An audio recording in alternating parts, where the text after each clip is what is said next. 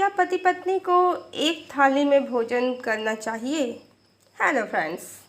जहाँ कुछ लोगों का ऐसा मानना है कि पति पत्नी को एक थाली में भोजन करना चाहिए, इससे प्रेम बढ़ता है, वहीं कुछ बाबा लोगों का कहना है कि पति पत्नी को एक थाली में भोजन नहीं करना चाहिए, इससे धन की हानि होती है, पति का यश घटता है। इनका ये भी मानना है कि पत्नी को पति के बाद भोजन करना चाहिए, इससे पति का मान सम्मान और यश समाज में बढ़ता है। अजीब विडम्बना है, हम 21वीं सदी में जी रहे हैं और अभी भी खाने पीने, उठने बैठने, सोने के तौर तरीके पर ही अटके हुए हैं। कथा प्रवचनों में ईश्वर का स्थान लोगों की घरेलू चर्चा ने ले लिया है। ये सब डिस्कस करने के लिए तो ऐसे लोगों को एक विभाग बना लेना चाहिए और ईश्वर की कथा में ईश्वर के गुणों और उनके ही कार्यों का वर्णन करना चाहिए। और पति पत्नी को एक थाली में भोजन करना चाहिए या नहीं, तो इसका उत्तर बहुत ही सरल है। जैसी सुविधा हो, जैसी इच्छा हो, वो करना चाहिए। एक ही थाली हो तो एक ही में कर सकते हैं, दो थाली हो तो अलग अलग भी कर सकते हैं। मन कर रहा है एक थाली में भोजन करने का तो कर सकते हैं, और नहीं कर रहा है तो ना करें। कोई ज़बरदस्ती नहीं है। इसका ना तो प्रेम के घटने बढ़ने से कोई लेना देना है और ना ही यश मान की हानि लाभ से ही इसका कोई लेना देना है। बस भोजन वही बनाना चाहिए जिसमें हिंसा न की गई हो, जो प्रेम से बनाया गया हो और जिसकी सामग्री ईमानदारी के द्वारा उपार्जित धन से लाई गई हो। यदि इतना ध्यान रख लिया जाए तो मान सम्मान और यश भी बढ़ेगा और प्रेम भी बढ़ेगा। और प्रयास यही होना चाहिए कि घर के सभी सदस्य साथ बैठकर प्रसन्नतापूर्वक भोजन करें।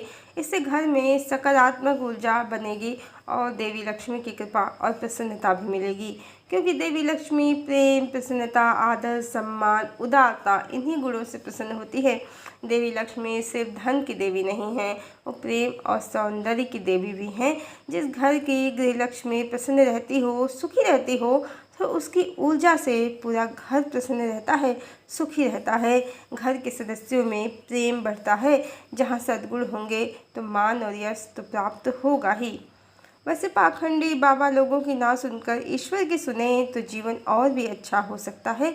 श्रीमद् भगवद गीता में भगवान कहते हैं अर्जुन से, सुखे दुखे समे कृत्वा लाभालाभो जया जयो ततो योद्धाय युजस्व नैवं पापम अवाप्स्यसि। अर्थात हे अर्जुन, जय पराजय, लाभ हानि और सुख दुख को समान समझकर युद्ध के लिए तैयार हो जा। इस प्रकार तू पाप को प्राप्त नहीं होगा। जीवन भी एक युद्ध ही है। यहाँ मान अपमान, लाभ हानि से निष्पक्ष होकर अपना कर्तव्य क्या है इस पर ध्यान देना चाहिए। अपना कर्तव्य करना चाहिए और संतोष भी करना चाहिए। आत्मसंतुष्ट होना चाहिए। जो आत्मसंतुष्ट होते हैं उन्हीं के साथ रहने वाले लोग प्रसन्न रह पाते हैं। जहाँ प्रसन्नता है, आदर है, वहाँ प्रेम होता है, और जहाँ प्रेम होता है वहाँ धन संपदा, मान सम्मान सब अपने आप खिंचा चला आता है। गोस्वामी तुलसीदास जी श्री रामचरितमानस में कहते हैं कि जहाँ सुमतितः संपत्ति नाना, जहाँ कुमतितः विपत्ति निदाना। आज समाज में झूठ और आडंबर इतना बढ़ गया है कि सत्य, अहिंसा, प्रेम, निष्ठा, त्याग, धर्म इन सब पे चर्चा के बजाय इस पर चर्चा होती है कि एक थाली में खाना खाना चाहिए या नहीं, कितने नींबू लटकाने चाहिए दरवाजे पर, सूर्यदेव को कितना लोटा जल और कैसे चढ़ाएं, दाएं छीकें या बाएं, सर ऊपर करके चलें या नीचे।